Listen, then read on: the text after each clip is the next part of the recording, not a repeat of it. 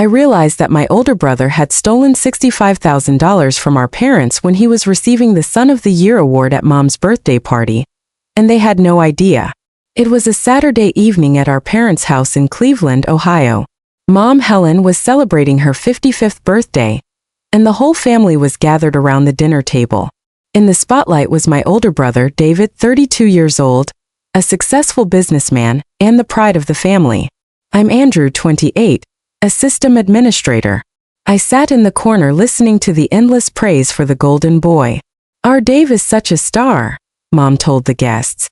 He owns his own company, drives an expensive car, wears designer suits.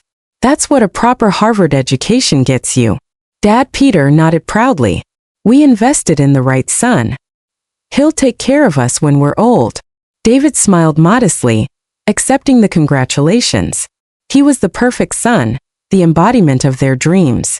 I was mentioned only in passing. And the younger one is good with computers, Mom added apologetically. But he's still renting, no wife or kids yet.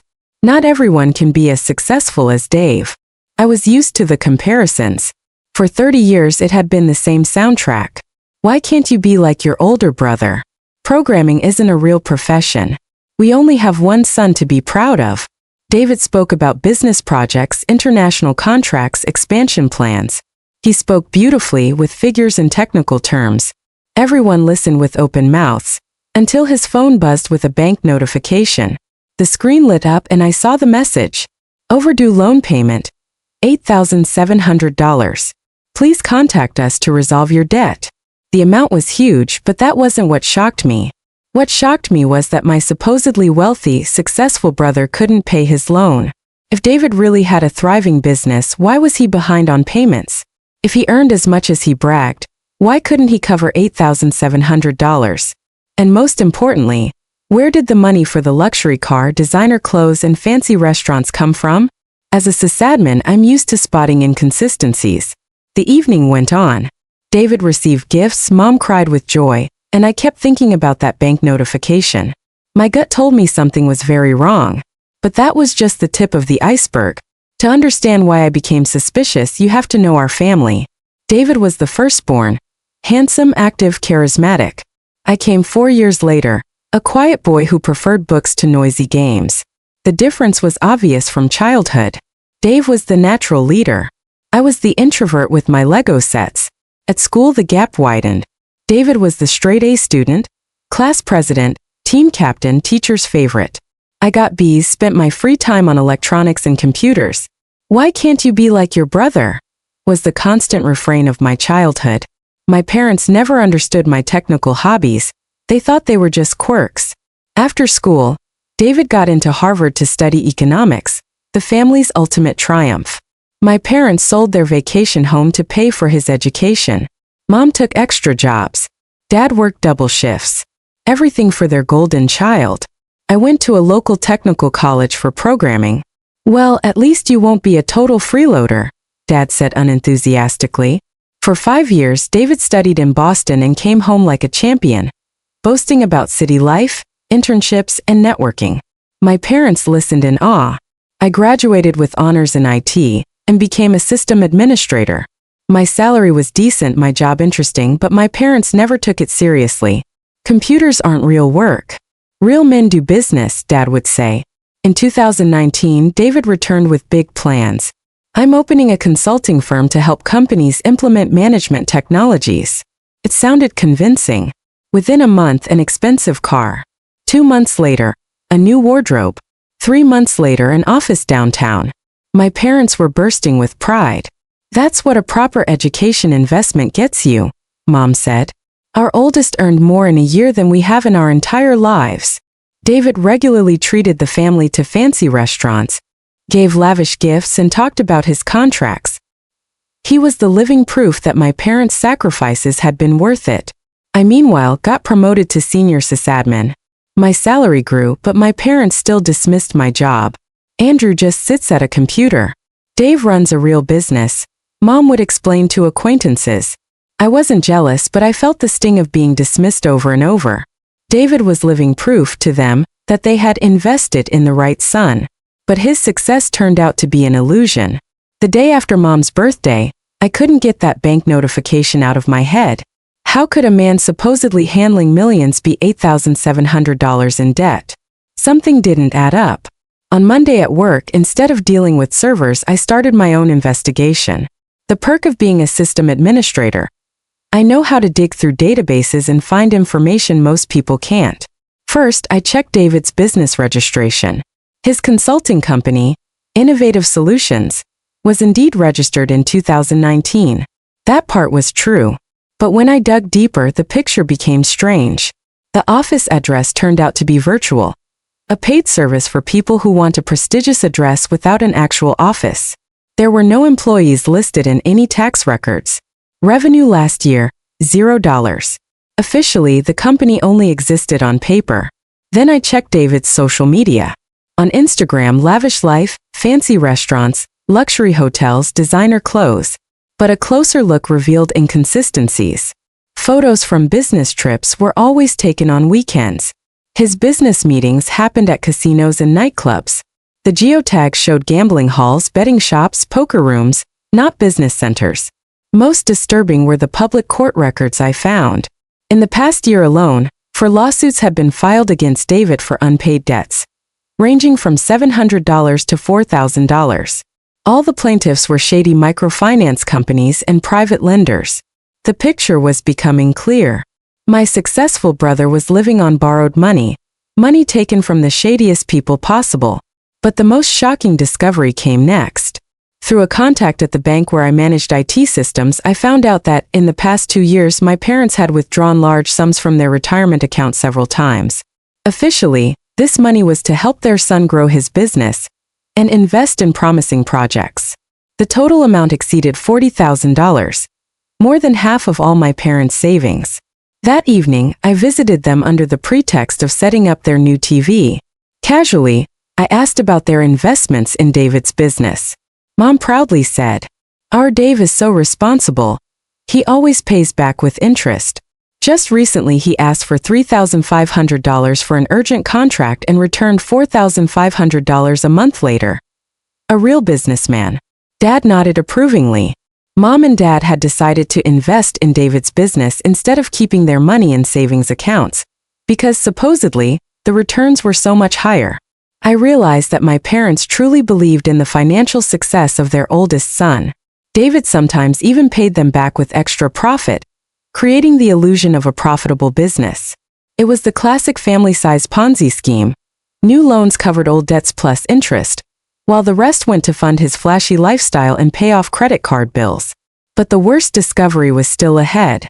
When I checked my parents' recent bank activity, I saw that their retirement savings were almost gone.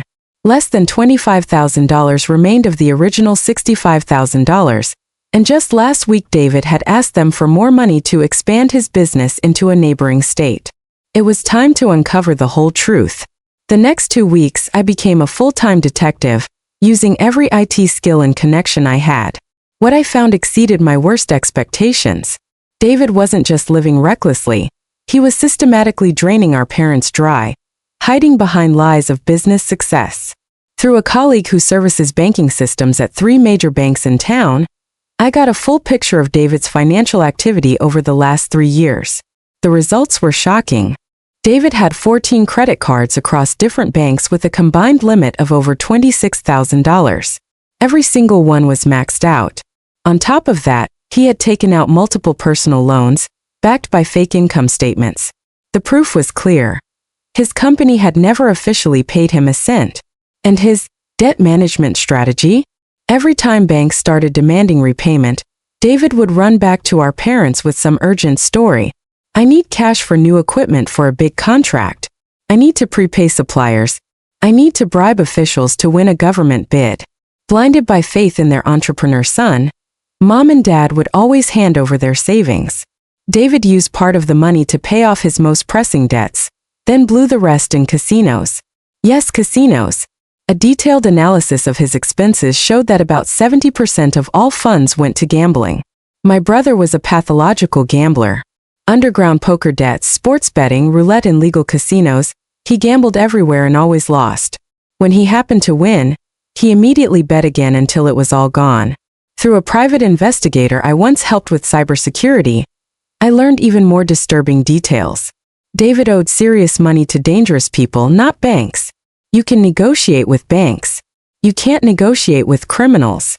He was in debt to a known enforcer called Bear, real name Anthony Tony Miller. The debt was around $20,000, with interest piling up weekly. After missed payments, there had already been conversations. For 2 weeks afterward, David wore sunglasses and claimed he fell off his bike. But the worst discovery of all was that David had already mortgaged our parents' house. Not sold it, mortgaged it. He took out a $200,000 loan from a shady payday lending company with 30% monthly interest. My parents signed the papers, thinking they were helping their son get a low-interest business loan, using the house as collateral. In reality, they had put their only home at risk. I spent an entire evening studying the loan agreement, which I found on David's phone when he left it charging at our parents' house. The terms were brutal. If even one payment was missed, a 5% penalty was added to the entire loan amount. After 1 month of missed payments, the lender had the right to seize the house through the courts. There was less than a month left on the loan term, and David didn't even have money for the next minimum payment. That was when I finally understood the full scale of the catastrophe. My parents hadn't just lost their savings. They were on the verge of losing everything. The house they had lived in for 30 years, where they had raised both their sons, could soon be auctioned off to pay for the gambler's debts. And David?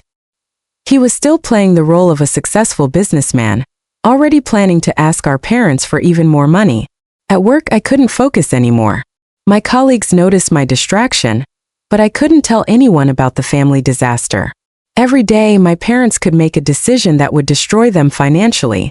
David masterfully manipulated their parental pride, their belief in their successful son, their desire to help their child in tough times. Then, on Friday evening, I got a message in our family chat. "Love you guys, coming by for family dinner tomorrow. I've got amazing news about a new project and a great investment opportunity for us as a family. I think Mom and Dad will love it." I realized he was preparing one last big con. He wanted to take the last of their money under the guise of a family business. It was time to act.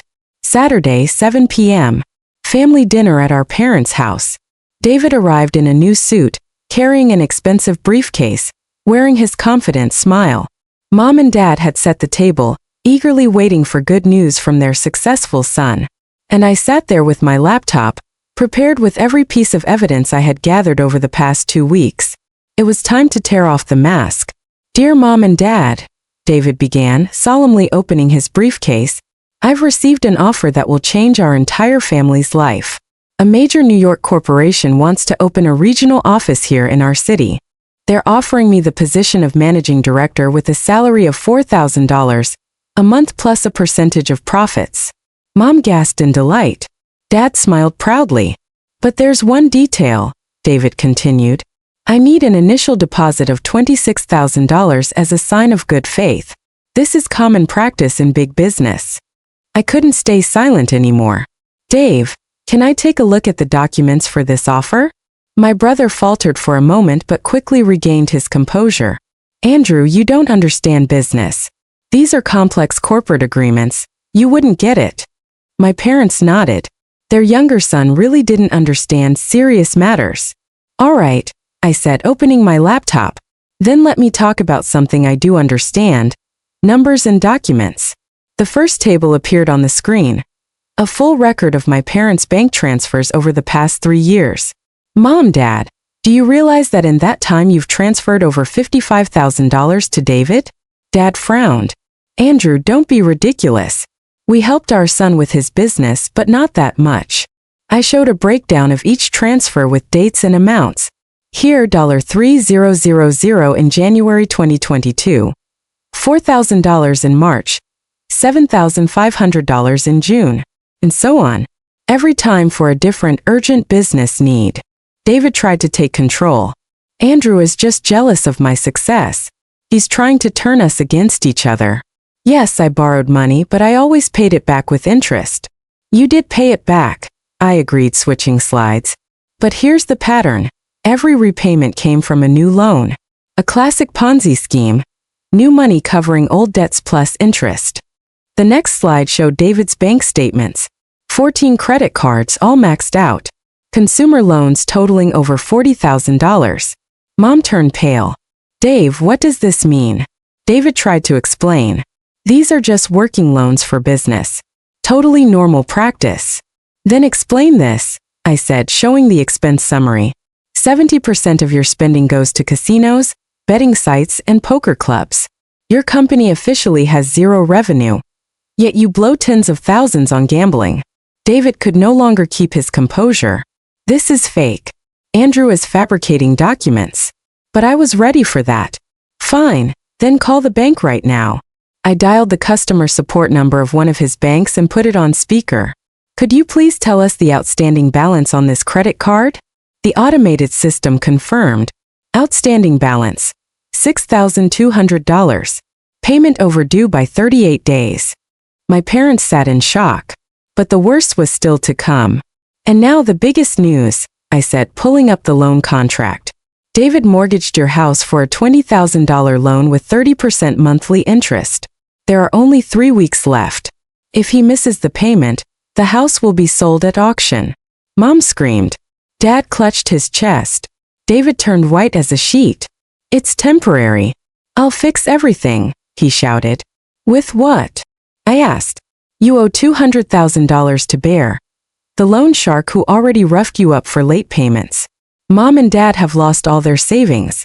The house is on the line.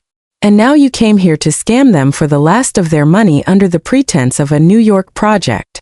I showed screenshots of his messages with debt collectors, casino photos, and betting app chats. Dad stood up from the table, breathing heavily. Dave, son, how could you? David collapsed into a chair, no longer trying to defend himself.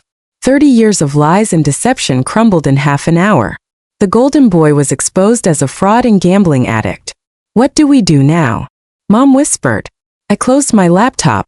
Now I take responsibility for this family. First, we saved the house.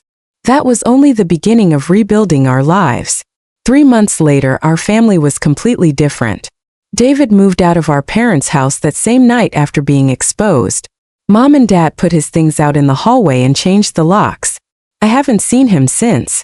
He is now in a gambling addiction treatment clinic in New York, paying for his own therapy by working as a warehouse loader. We managed to save the house. I took out a loan covering the full debt, using my future salary as collateral, and bought our parents' home out of foreclosure. The lending company agreed to an early payoff without penalties, probably realizing it was better to get their money right away than fight in court. Now I pay $400 a month for 5 years. It's manageable with my salary. For the first time in 30 years, my parents finally saw me as a responsible adult.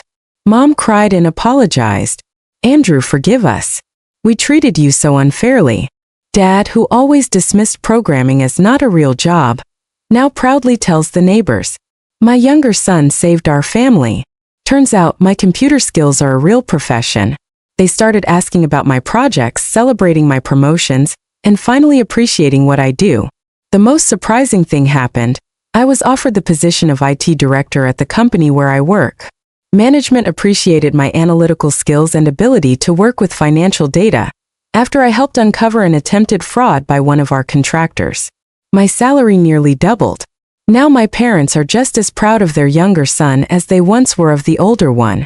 Neighbors who used to admire David's success and pity my parents for their unsuccessful younger son now know the whole truth. Some even admitted they had always suspected something was off about David's sudden wealth. Mom is no longer shy about talking about my achievements, and Dad is already planning to introduce me to his friends who have adult daughters. Our family's financial situation has stabilized. Of the parents' original $65,000 savings, about $13,000 remains, but that's far better than total bankruptcy. I helped my parents plan their budget and invested the remaining money in conservative instruments. In 5 years, when I finish paying off the mortgage, we'll be able to start rebuilding their retirement fund. Then something unexpected happened. A year later, David returned from rehab, thin, gray-haired, and with lifeless eyes, no longer the confident businessman he once was. He asked for a meeting through Mom. We talked in the same kitchen where, a year earlier, I had destroyed his fake world. Andrew, I know I don't deserve forgiveness, he said quietly, but I want to try to pay back at least part of the money.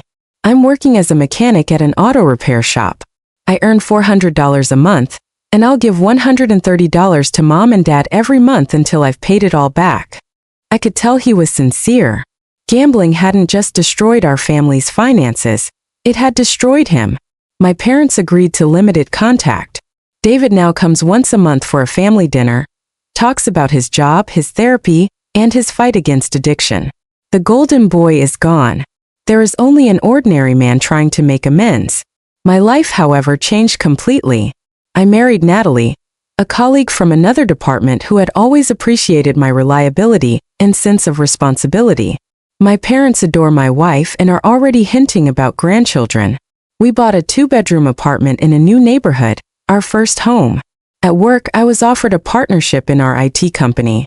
My combination of financial analysis and systems administration skills turned out to be perfect for cybersecurity. Now I help other companies protect themselves from fraud. And I realized something important. True success isn't in expensive suits and cars. It's in being someone people can rely on. My parents finally saw that their unsuccessful younger son had always been more valuable than the flashy older one. Sometimes quiet reliability is worth far more than loud ambition.